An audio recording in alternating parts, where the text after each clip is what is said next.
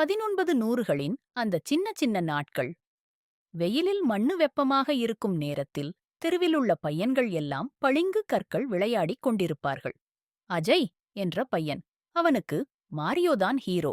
ஆனால் video game என்ற சொல் கூட ஒரு ஆடம்பரம்.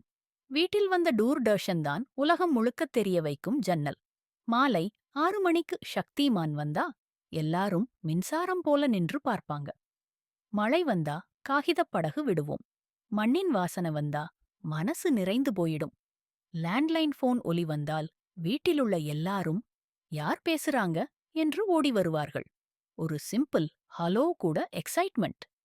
பள்ளியில் டீச்சர் சாக் போர்டு எழுதும் அந்த சத்தம், லஞ்ச் பாக்ஸ் திறந்து பக்கத்து நண்பனிடமிருந்து பிக்கல் கேட்டு சாப்பிடும் அந்த சிரிப்பு.